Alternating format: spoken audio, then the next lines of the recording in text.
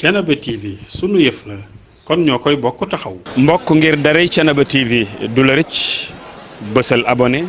bësal cloche bi ngir lépp nga mën koy am. xadal xalbu min ahdi shababi duyunahu xadal xalbu min ahdi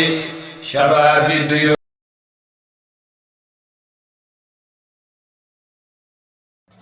délégation. Cheikh ça va. yaa ngi ci jàmm. Cheikh ñu ngi la donc Cheikh Ndiaye Mbodj doyen Mbodj Cheikh Ndiaye Mbodj doyen leen Cheikh. bàyyi ko toog leen rek.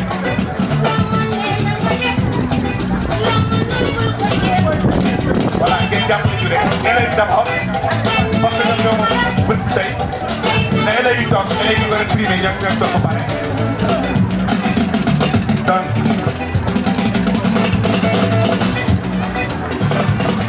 pareil mooy dugg si noonu parce que il faut délégation.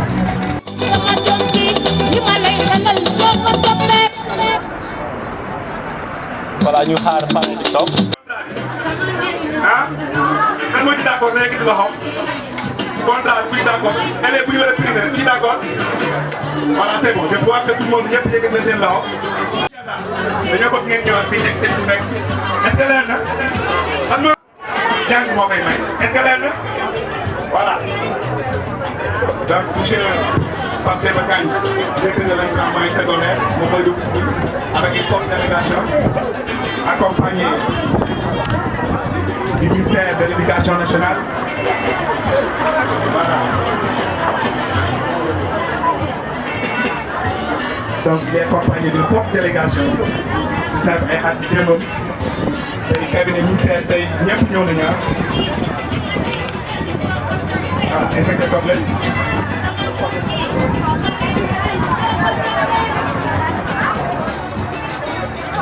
C'est suñu grand frère Khadim mu nekk kenn si Demba Kandji. waaw monsieur le maire ak le président de la commission.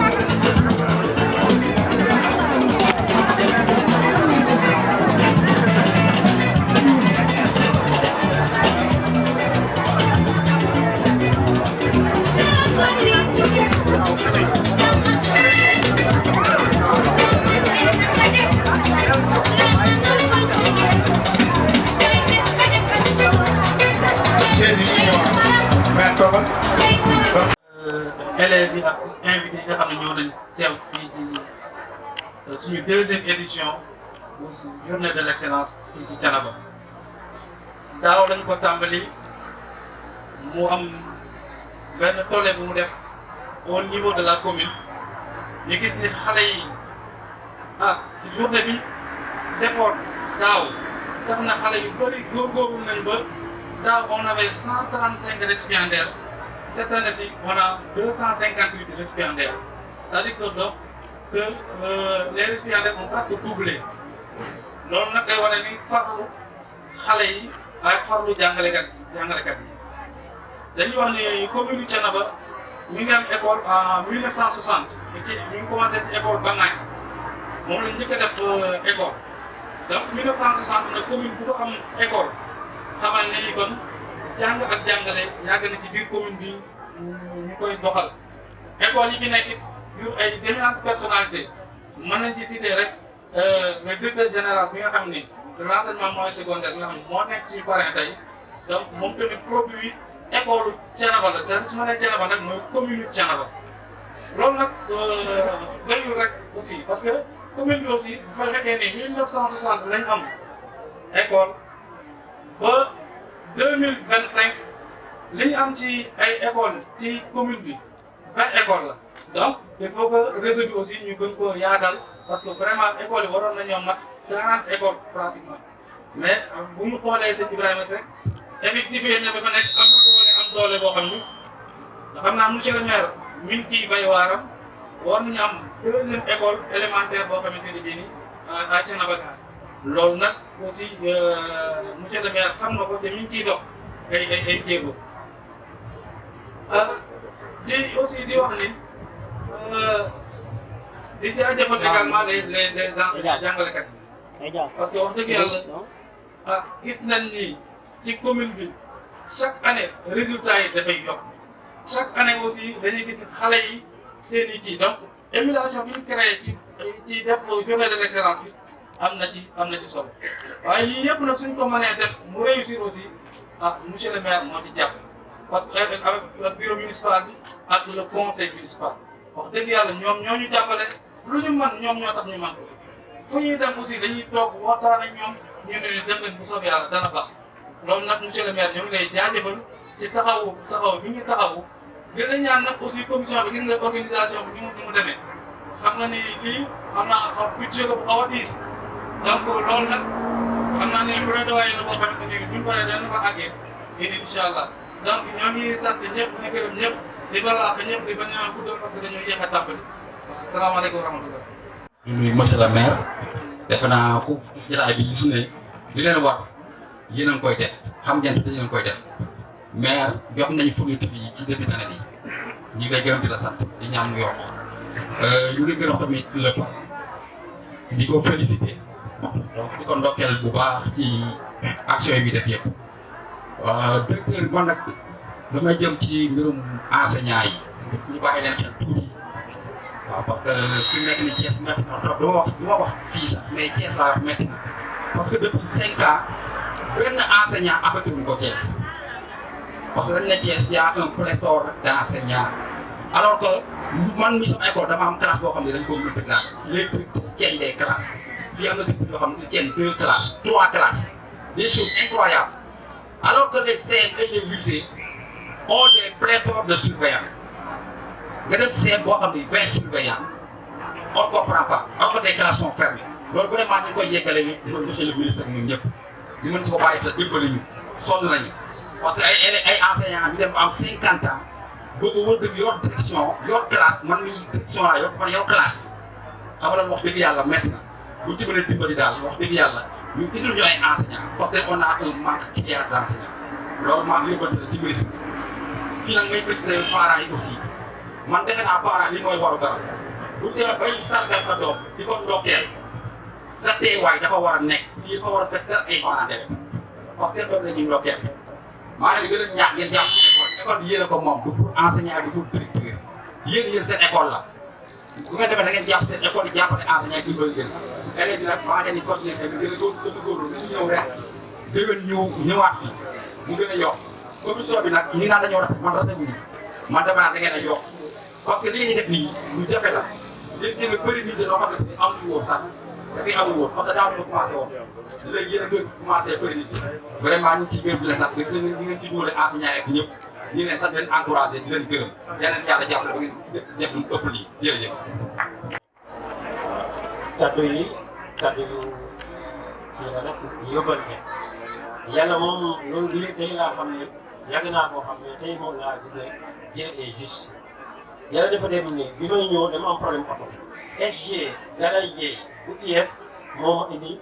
ba Kër Mor Ndiaye mu expliqué ma ñoom dañu am ngan pour Touba donc ñaari ngan tey am Foromu Kole ak aussi Demo Touba donc kaddu IEF jéemale ko d'abord de monsieur le maire kaddu yi sant ak ngërëm par rapport ak taxawaayam ci système yi monsieur IEF bi nee na lii monsieur le maire di def moom la waroon parce que émulation dafa am solo ci wàllu njàngale day yokk performance yi donc monsieur le maire IEF nee na ñi nga taxawee ci commune bi gis na ko début d'année li mos a am expression de besoin maire yu bëri dañ ñëw rek jox la lii xam nga may boo xam ne yow yaay tànn lii lay may loolu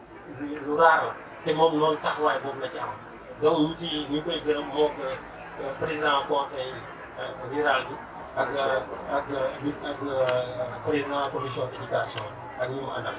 donc par rapport ak parrain bi tam yëpp ne na xam na ko man mi moom damay wax personnellement taxawaayam bi ma nekk excellent mais ci système bi pour seede yàlla may na ko ren mu initié li ñuy wax LINAC yi mu nekk ay lycée yu am solo yàlla ne moom ci loxoom lay tàmbali loolu na mandarga la par rapport ak taxawaayam photocopieuse damay joxe exemple sama école comme boo ko amee pour évaluer soo ko xaymaa 150 000 francs taxul ñu def ko di ko te moom mayoon nañu machine boo xam ne at yii yëpp ci lañ nekkoon donc wax ci moom yombul naa yéen a ma gën a baax ñu ngi koy ñaanal yàlla yàlla defal ko jàmm li mu naal yëpp yàlla def mu ànd te mu jiit ko àddina ak àllaaxira donc maa ngi gërëm parents d'élèves yi di modèle yëpp di gërëm aussi directeur yi ak élèves yëpp di teew donc kàddu gi wax neexul mais lii la amoon kàddu gi mooy yoo xam ne ñu lool nga ñëw koo xale jërëjëf. Monsieur le maire de la commune de Thiénaba, monsieur le directeur de l'enseignement moyen secondaire général et sa forte délégation, honorables invités en vos titres, rangs et qualités. C'est un grand honneur pour moi, en cette cérémonie solennelle, de porter la parole de mes collègues de la DMCG pour faire un témoignage sur votre fils, notre directeur de l'enseignement moyen secondaire général, Pape Kandji. Mais permettez-moi, avant le témoignage, de remercier vivement monsieur le maire et sa commune pour avoir porté leur choix sur notre directeur, Pape Kandji. Notre directeur Pape Kandji mérite tous les jeunes. Après de brillantes études, à Thiénaba, ici même, comme vous, actuellement, comme vous êtes en train de le faire, il a fait ses études ici à Thiénaba. Et un brillant parcours à l'université Cheikh Anta Diop. Pape Kandji a été tour à tour professeur de sciences physiques, conseiller pédagogique itinérant, correspondant informatique, planificateur, inspecteur de l'enseignement moyen secondaire, chef de la division enseignement-apprentissage et cerise sur le gâteau, directeur de l'enseignement moyen secondaire général. La liste est très longue. Je ne pourrais pas l'épuiser. Mais pour vous dire encore la valeur de votre fils, Pape Kandji, donc qui est une fierté au niveau de la direction de l'enseignement moyen secondaire général. Son riche parcours l'a hissé en quelques années parmi les directeurs les plus performants en termes de résultats, en termes de management. Nous le vivons au quotidien.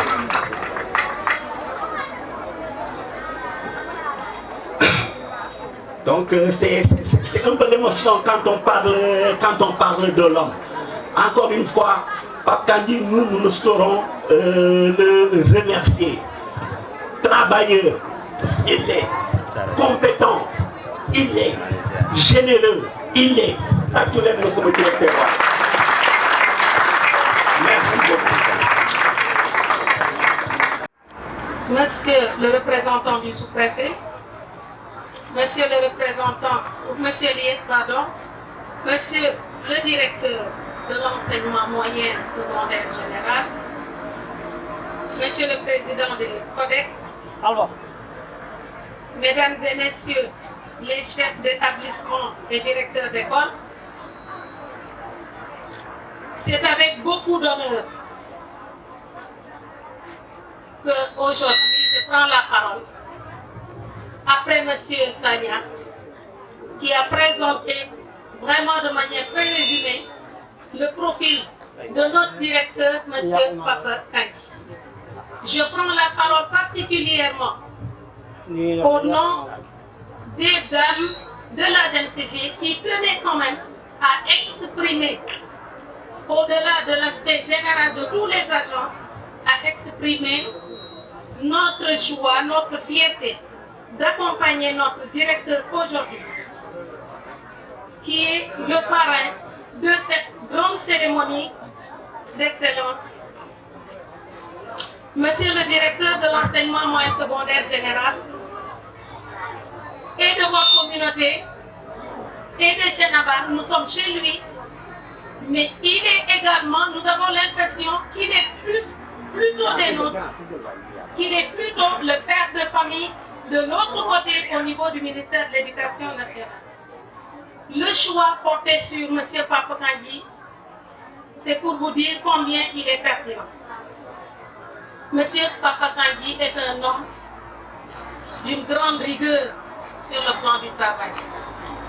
d'une grande efficacité, d'un grand engagement professionnel. Au-delà de ses qualités professionnelles, M. Papa Kandji est un homme d'une grande humanité et un homme d'une grande humilité. Au sein du ministère de l'Éducation nationale, Monsieur le directeur de l'enseignement moyen secondaire général, en la personne de votre fils, est très respecté. Respecté pour son engagement dans le travail, sa collaboration. Quand on parle de dialogue de gestion aujourd'hui, M. Papa Kandji symbolise cette démarche. Quand il est ouvert à toutes les autorités des autres directions, que ce soit au ministère de l'Éducation nationale comme avec les autres directeurs, j'en connais d'autres services, que ce soit au ministère de l'enseignement supérieur, je connais ses collaborations avec l'Office du baccalauréat, avec la formation professionnelle, nous en sommes témoins. Chers élèves, chers récipiendaires, chers parents, vous avez en la personne de M. Papa Kandji un modèle d'excellence. Et je peux vous dire, en tant que chef de la division de la promotion de l'excellence, que M. Papa Kandji a créé une division chargée de la promotion de l'excellence au sein de sa direction. C'est pour vous dire combien il tient à l'excellence de l'éducation et il travaille de façon acharnée.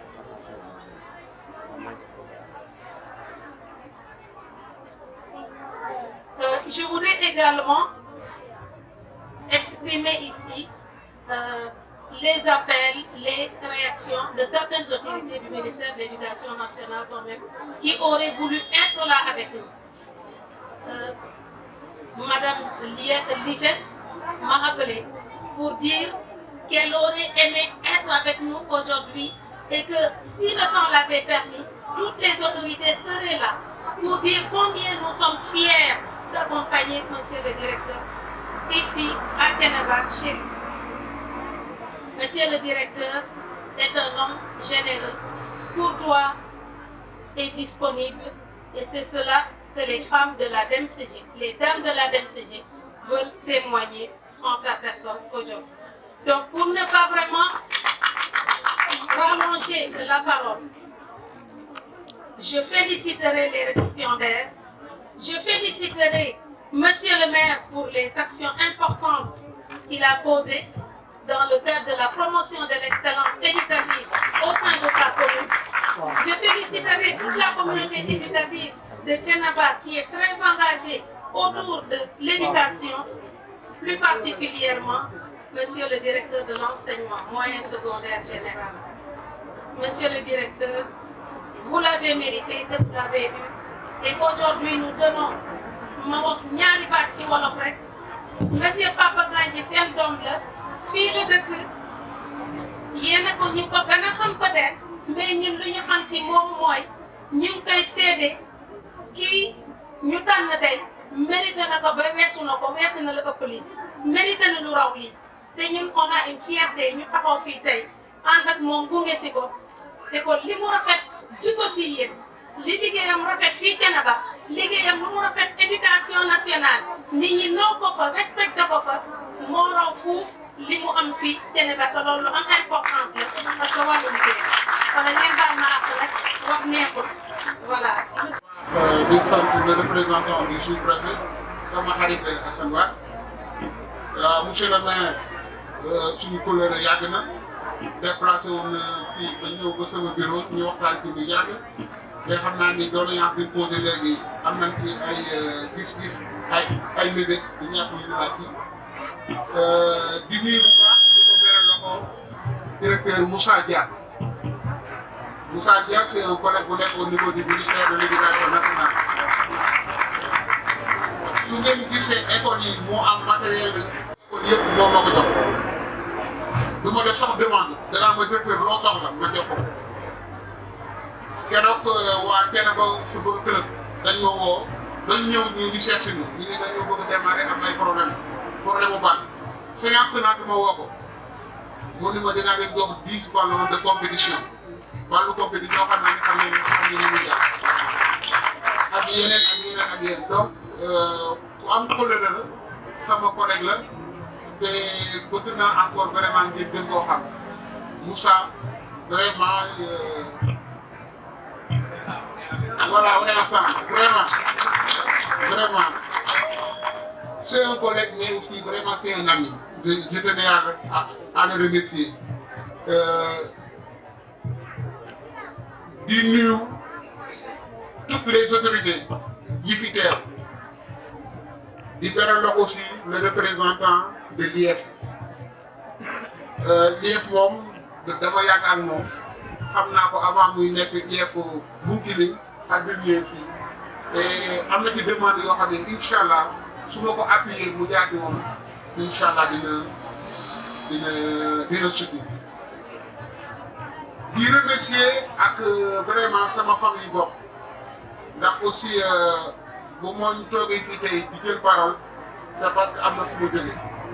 su fekkee ni commission bi réfléchir nañ ba yaakaar ni man modèle kenn tëbu dëkk créé ko dafa am foo koy rote donc ci loolu mënuma lim ñëpp mais di ci jiital ci nekk ci boppu kër gi muy sama turandoo comme xale yi dañu bëgg a jël comme modèle man kooku mooy sama modèle mooy sama référence et yaakaar naa ne bu ma ko tuddee tudd naa ñëpp tudd naa ci famille bi ñëpp ak sama rakk yi ma àndal di leen wax ni bu ma sañoon ñi ma àndal ñu jógee direction enseignement mooy secondaire général dinañ ñu koy fa tax DNCD ñu tudd leen parce que c'est yombul c'est pas évident man yaa xam naa am ay fan ci ministère bi am na fa ay directeurs yoo xam ne nii bu ñuy waaj a dem retraite agents yi dañuy compter ñaata jours moo leen dese man bi ma ne leen dañ ma pare ne fii Thiénaba kan moo bëgg a dem finalement sax ku ci nekk yaa ngi xëccoo pour ñëw et boo jëlee benn direction boo xam ne nii environ 25 agents la lu mat 20 personnes jóge fa am na lu muy wane xaj ne ci man la mais xam naa ne aussi en grande partie ci ñoom la kii nekk sama wet mooy Joseph Biaye moom laay wax mooy le cœur de la DMG lu ngeen soxla DMG bu ngeen ma gisul gis leen ko même su ngeen ma gisee nga njëkkee leen ci moom waaw il est bon comme Pierre le dit il est compétent et il est loyal.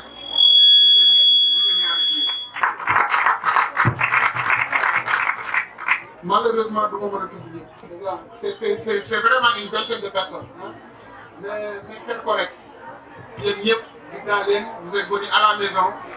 je dis à Thiénaba que je suis entouré d'une équipe formidable d'une équipe compétente loyale et même il y a certains de mes directeurs yi nii moom yaa den de xanaa da nga am ay jinne yu lay organiser du kenn jinne je les laisse travailler. J'essaie de créer les conditions de réussite et s'il y a des erreurs, m'acheter. Mais Dieu a fait que, en tout cas, pour le moment, nous sommes sur la bonne voie et je tenais à le dire sincèrement. Et le fait de se déplacer, venir jusqu'à Thiénaba, FIBO originaire, qui fait pendant 7 jours,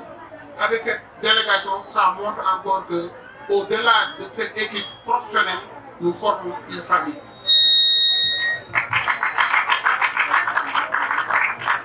Monsieur le maire, le salut qu'il soit apporté, c'est ma modeste personne. CV bi xam ne riche na mais li ci am solo mooy xale yi xam ni mën nga juddoo Thiénaba yaroo Thiénaba màggee Thiénaba tikkee Thiénaba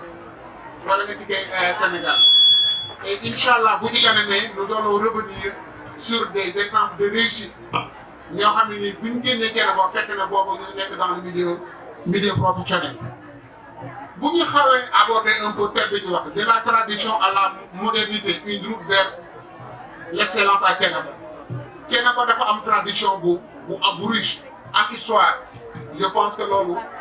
nit ñi mën nañ koo seede. Thiénaba aussi dafa nekk benn carrefour actuellement Sénégal dafa nekk ci benn développement ñu ngi parler de numérique on parle de monde ouvert, de planétaire mais loolu lépp kenn ba tamit basé wu ci histoire pour am vraiment ay résultats donc la tradition culturelle au niveau de la commune de Thiénaba je pense que mën naa cee bañ a appesantir mais li ci ëpp solo mooy rôle ancien yi boo gisee mag nga xam ni xëy ñu koy rek ñu am ay mag yoo xam ni ils sont déjà tous faits c'est parce que dafa am fu ñu jaar xale dafa soxla déglu mag xale dafa war soxla toog ci capaaru mag gis nga la plus grande école c'est l'école des vécus c'est l'école des anciens école dafa am ñetti part jàng dafa am ñetti part li nga nekk ci biir école bi moderne classique mooy entre les 4 murs la koy jëlee li ngay jëlee ci mbedd bi ak say morom mais li ngay taataan encore ci ay anciens te dafa am solo je pense que bu ñu xoolee Thiénaba histoire Thiénaba ak ñi fi jaar ñëpp am nañ suffisamment de ressources bu ñu mën a inspirer pour que fépp fu ñu dem mën a représenter dignement notre commune. Il faut maintenant de penser à la transition vers la modernité. Thiénaba je pense que école française bi ñoo koy wax du ma revenir ci le rôle bi nga xam ni Serigne Ibrahima Seck joué na ko pour ñu am école élémentaire je pense que loolu nit ñi wax nañ ko pour ko waxaat nañ ko mais surtout au niveau de l'éducation benn école élémentaire la amoon yàlla def ñu dem ba un lycée un collège le collège s'est transformé en un lycée cycle long et yàlla def na aussi sama jaar-jaar au niveau de la DMD mu waroon ñu transformer le collège en lycée et inchallah dinañ ci gën a jàpp. Thiénaba am na collège franco-arabe et je vous dis encore pour ñu créer un collège ou bien un lycée ou bien collège franco-arabe il faut que demande bi mu jóge ci suuf ñëw ministère te bu ñëwee ministère yàlla def aussi ci sama loxo lay egsi ñu indi ko ñu traité ko Thiénaba am na collège franco-arabe te lii moom xam naa ni boo ma ko waxee sama kilifa yi dinañ ma jàpp te amuloon sax demande il n'y avait même pas de dossier et j'ai pris la responsabilité sur moi de créer le collège franco-arabe de Thiénaba ñaata école lañ fi créé ay ati at lépp mu nekk ay baar Dieu a fait que dans une approche budget programme man maa ni nañ tabax collège franco-arabe bu Thiénaba je pense que bu dem ci ginnaaw du nga fekk ñoo koy tabax buñ ko tabaxee ba pare aussi dañoo fàtte woon def ay bloc indigène bi ma ko yëgee aussi immédiatement j'ai réagi et je pense que bloc indigène yi mu ngi pare et li ci def mooy inchallah bloc administratif pour vous dire que yooyu dafa am solo donc et bu topp aussi njàng mi bàyyi aussi suñu tradition bu ñu fàtte aussi la case des tout-petits mais case des tout-petits bi Thiénaba am dafa intégré wàlle arabe bi et loolu dafay recouper la vision des autorités pour intégrer maintenant les daara dans le système éducatif loolu su ma ko waxee je suis très bien placé pour le dire parce que instruction bi ñu jot mooy une cartographie exhaustive des daara et je pense que visite du ministre bi mu defee muy sëñ bi ak recommandation yi ñu jot des plusieurs autorités nous y travaillons et inchallah Thiénaba même à daara moo doon xam été financé dans le cadre du PAMER. Maintenant il faut aussi qu'on travaille à renforcer les infrastructures jàng de évoluer c'est vrai nous avons un lycée mais il faut des infrastructures modernes il faut une informatique il faut l'introduction du numérique de l'intelligence artificielle je pense qu'il faudrait vraiment monsieur le maire nous accompagner pour capaciter tous les agents mais aussi former les élèves au numérique là aussi pour dire que c'est une instruction d'introduire le numérique dans les curricula et à l'heure où je vous parle nous sommes dans un processus de révision des curricula. Maintenant pour l'excellence il faudrait que Thiénaba ñu allier suñu li ñu amoon suñu vécu suñu passé pour mën a évoluer mais il y a des événements culturels les ziyaras que nous organisons les gamous ce sont des moments forts qui nous renseignent sur beaucoup de choses sur beaucoup de valeurs il ne faut pas seulement se limiter à ces cours que nous apprenons au niveau des lycées et collèges,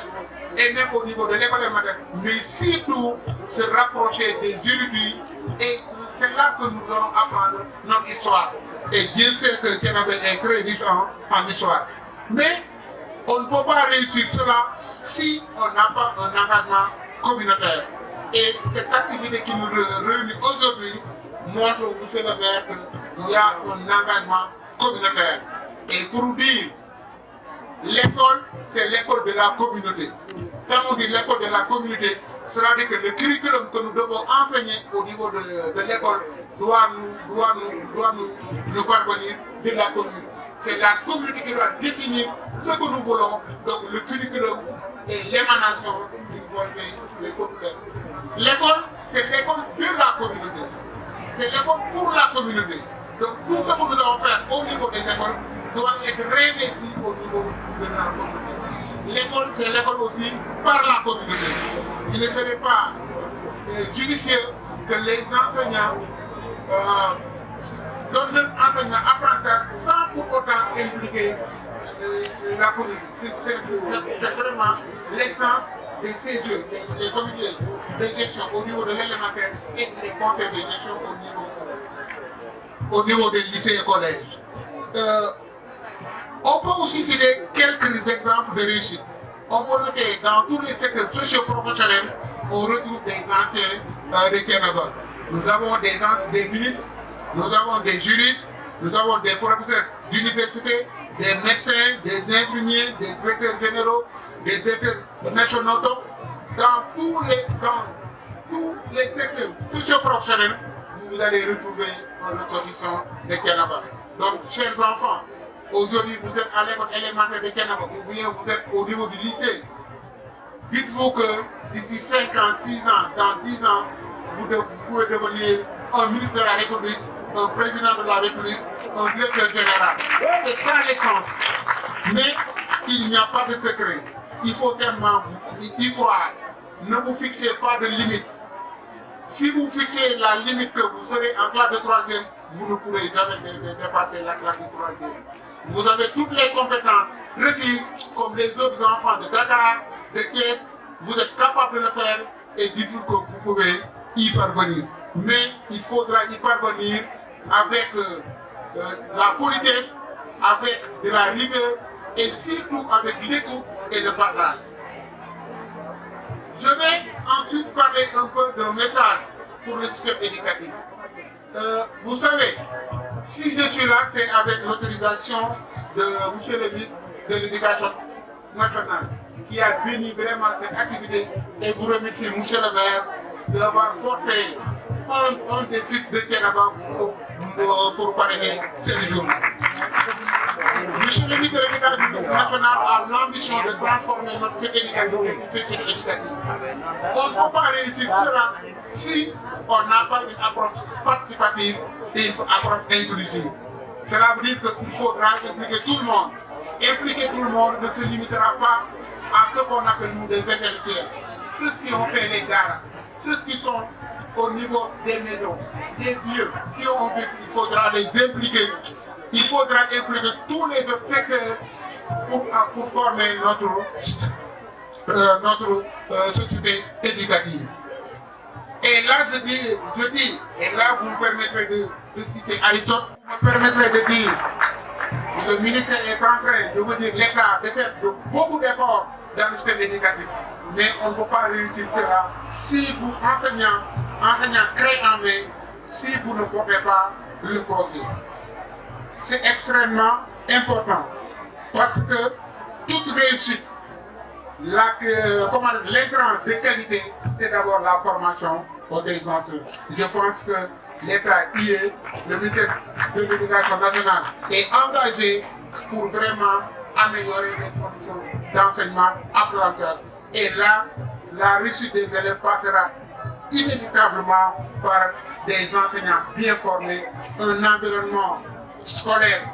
bien adapté. Et je pense que vous avez écouté les plusieurs autorités qui ont l'ambition d'éradiquer tous les abris provisoires à l'horizon 2029. Je pense que une étude est en train d'être faite, des orientations sont données, un diagnostic est fait, il est simplement à une planification et à la mise en œuvre de la réduction des abris et provisoires.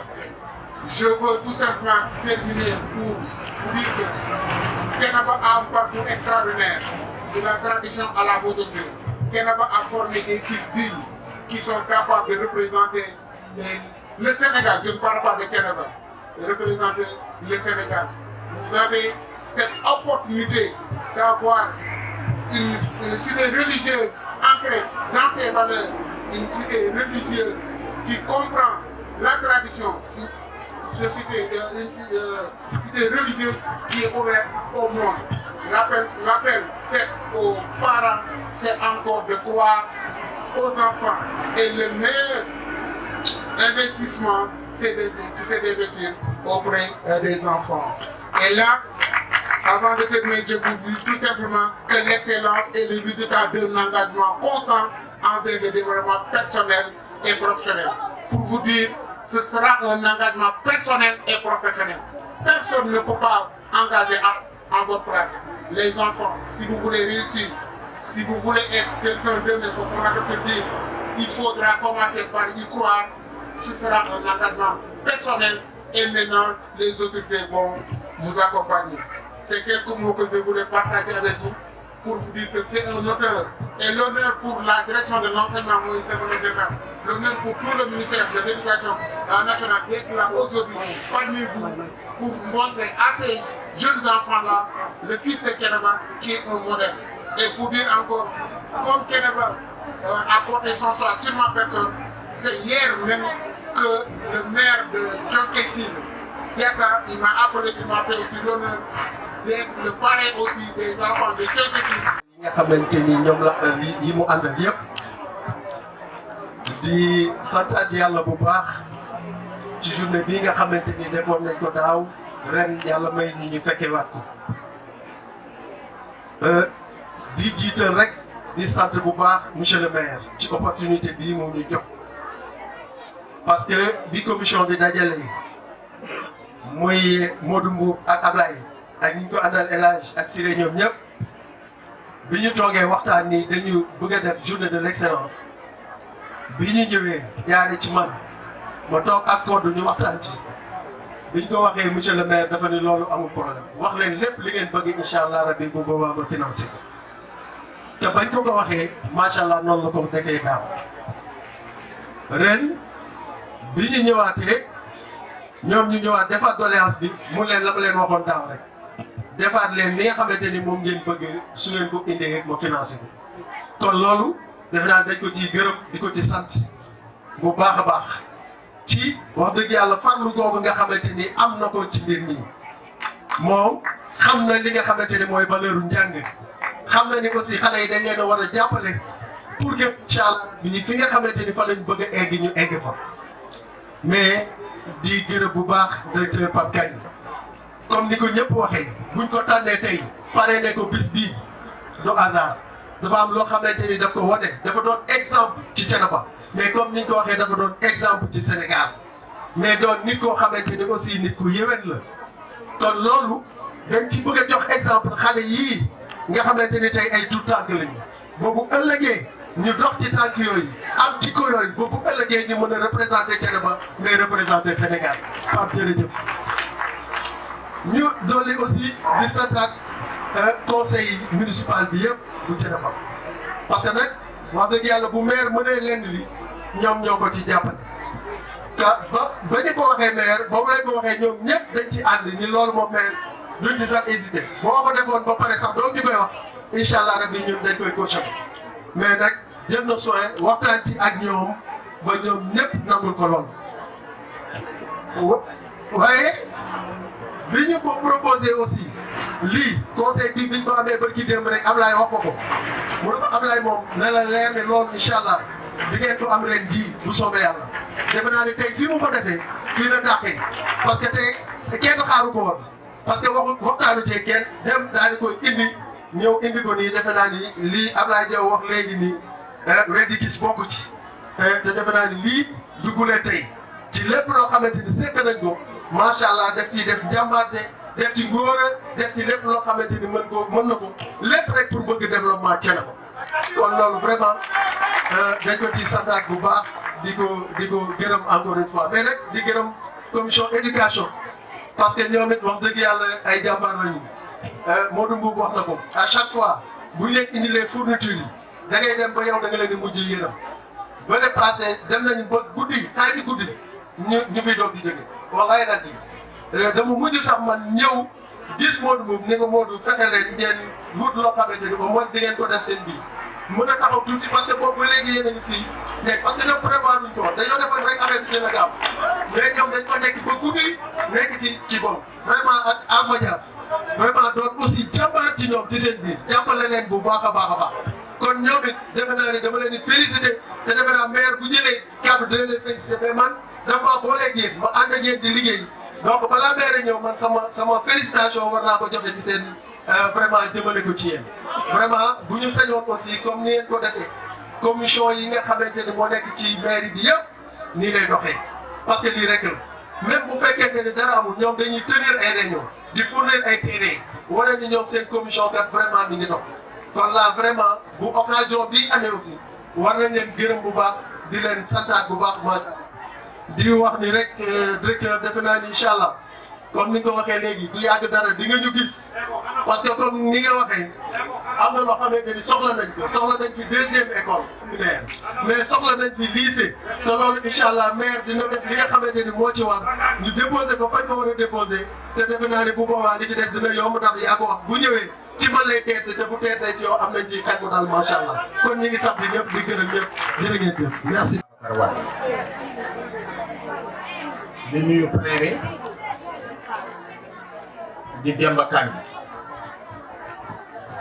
di sama xarit di sama rak di sama lépp Demba sama teewaay fii tey ak kàddu gi yaa tax ma teew mais bi ma joxee Adama Diop kàddu gàntal naa ba tey waaye bi ma yëgee ni yow la def parrain bi laa ko ne mënuma bañ a teew mais kàddu commune Thiénaba ak conseil municipal bi yaa koy jël mais sama kàddu Demba Kandji maa koy jël.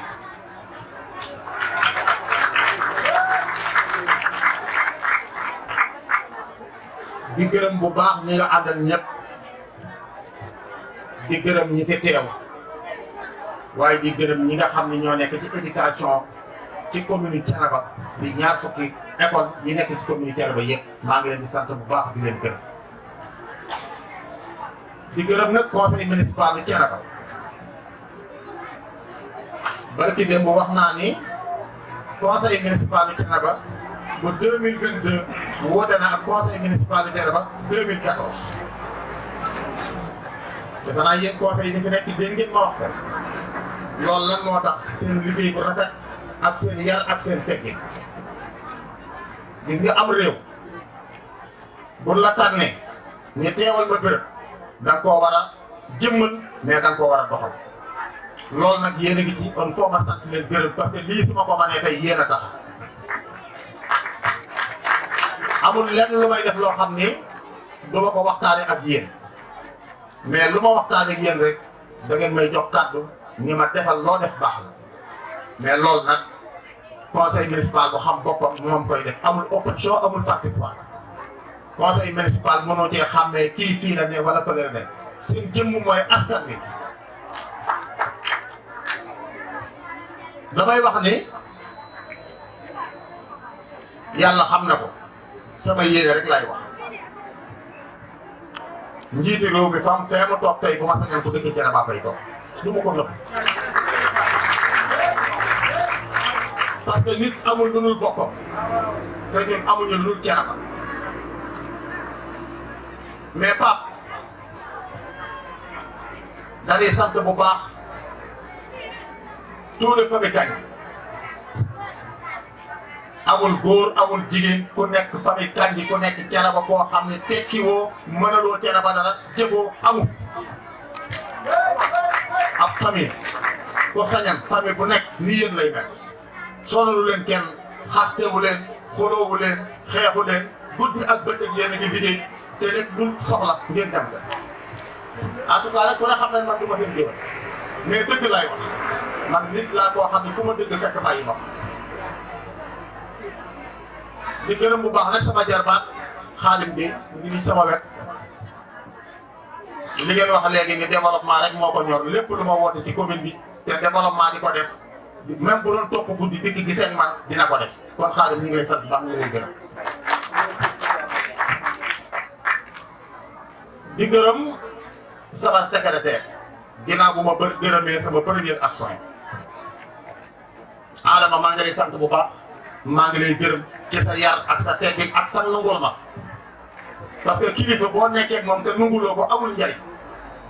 mais Adama doo ko sant lenn ba xam ci kanamam ni Adama mii liñ ko sant kontaanu ci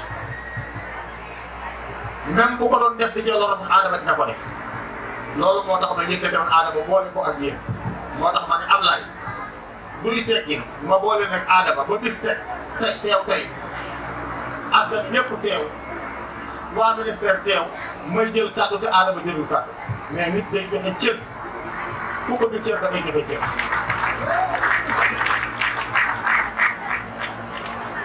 ma ngi leen seedeel ni xaw ma de bu ma fi nekkati waaye tànk maa ngi fi tànk maa ngi fi lépp lu ngeen bëgg lu éducation bëgg dinaa ko def lu santé bëgg dinaa ko def parce que ñaar yooyu mooy doxal am léegi ku wérul doo ko tal mais ku amul xel mu xoox dafa ubbiku te xel mu ubbiku il faut nga jàng mais sunu xale yii mais ñooy sunu yaakaar yi ëllëg ñun yaakaaruñu kenn ku dul ñoom kon lépp lu waay def ci ñoom rek mais ëllëg yaa koy jariñoo moo tax xale ma ta bàyyi xel bu baax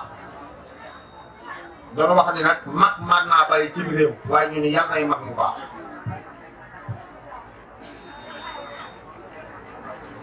defe naa Ablaye li mu wax léegi bu yeboo ma bàyyi ko xel li ma amul ci sama xol bëgg koo wax xaju fi mais Pape wax na ko léegi école arabe bii ñuy tabax sama bureau la dugg ñu waxtaane même bi mu amee jafe-jafe man ko lépp lu ma ci yoon may bàyyi naa ko tey ngir yow noo ko bëggee noonu laa koy doxal defe naa loolu la te sama lépp noonu la mel man lépp luy ñëw Thiénaba te muy njariñu Thiénaba damay gëm même daara même jàkka même juma su ma àndalee kayit bi dama ne naa boo koy sañee damay gëm du ma ko xool parce que njariñu askan bi la kon Pape maa ngi seeral waa ministère bi nga àndal ñu as góor nga ab jullit nit bu baax nga ko am yar nga ko am teggin gis nga nit day amal njariñ askan wi damay wax ni képp koo gis mu jóge Thiénaba dem feneen mu xool ko beneen bët bu bokkul ak Thiénaba dafa dëkk Thiénaba mais dafa nekk Thiénaba mais dëkku mais Thiénaba ku fi dëkk il faut nga am yar il faut nga am teggin il faut nga xam na ngay wax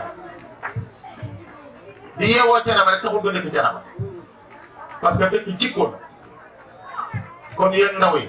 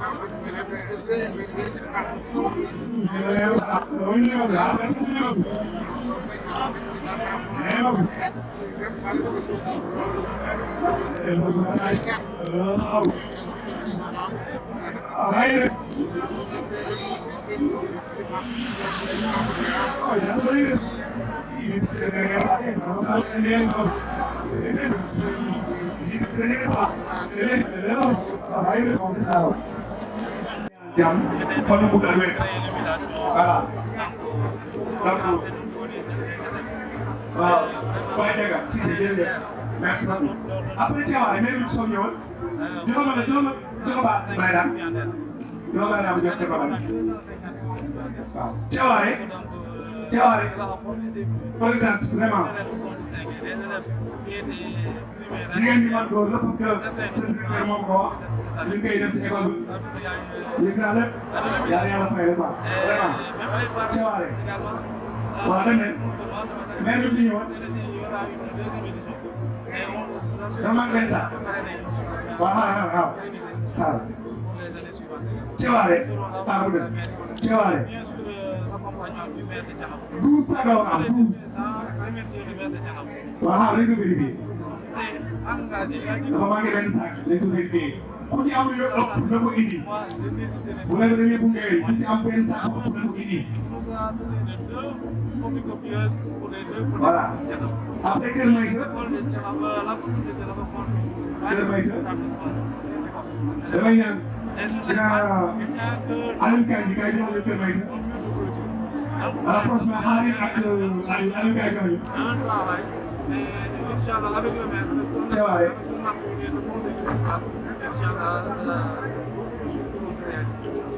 waaw président bi jërëjëf Aliou Kandji kay jëfee Kër Maysa waaw teel dafa laaj ko teel boo jël Kër Maysa donc xaaral kii kay teel dara waaye dimbali leen seen yaay rek dañ koy dimbali Kër Maysa donc c'est pour les encourager, les féliciter et pour dire leur mérite, les sacrifices que font les enseignants pour nos enfants. Donc il est utilisable, donc manifester une marque de reconnaissance.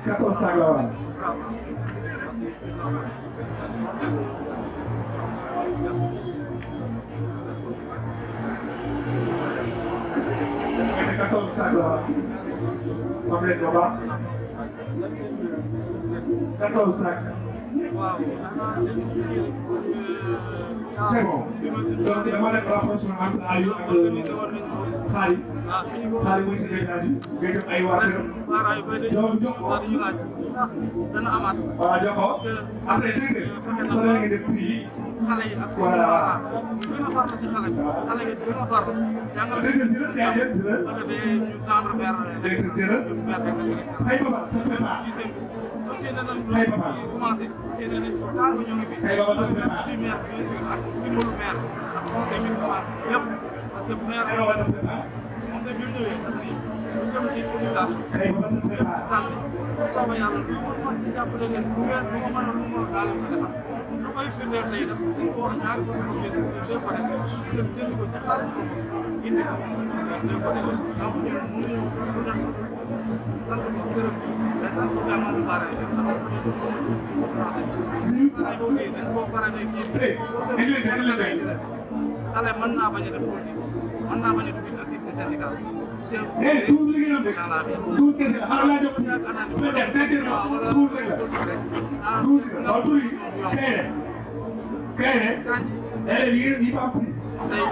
Mohamed Kairé. Mohamed Kairé encore. CP. Si. Mohamed Kairé. CP. Mohamed Kairé. CP. Khady Kairé. C1. Fatou Kairé.